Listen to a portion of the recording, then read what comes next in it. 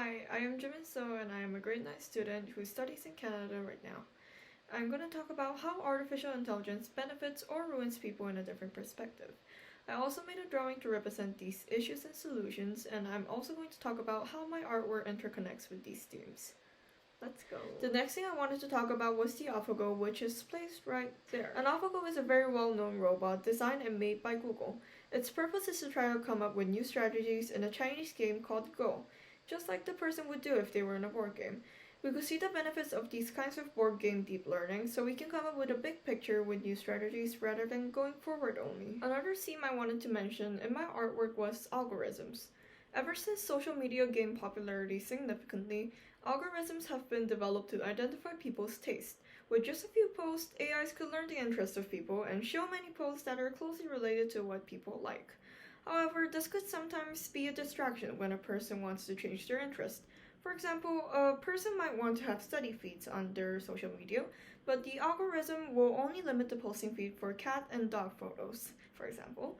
This will not only make the person have a hard time looking for study feeds, but it could also distract them from studying. Another example I wanted to talk about was the public face recognition data. Many countries like China or Brazil have surveillance cameras in big or small cities. This will not prevent people from performing crimes, but it could also help a lot of police catch and track down criminals. If the police have the face of the criminal, they could easily connect the face to the reference and catch them at once. However, not all cameras are worth trusting, since there could be some cases that people might have changed their facial features to escape. Another problem would be privacy. Some people won't want their faces and their private information looked up everywhere, and there could be also some criminals that could purposely get private information through the surveillance cameras. Lastly, the theme I put in my artwork are autocars. Autocars are a thing still in process, and it will take a long time for cars to automatically indicate which is which and know how to prevent it. However, if people finish making the automatic cars, it will be really convenient for transportation. There would be a significant loss in car accidents since people won't have to drive while being half asleep or while being drunk. However, the idea of poverty will get greater and greater after not only cars but if artificial intelligence actually develops.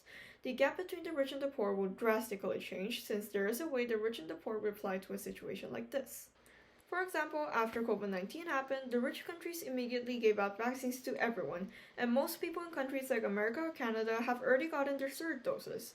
However, the third world countries won't have any money to buy anything for the people, so they wait until things can get better. However, I believe this will be the same when the time of AIs comes to us.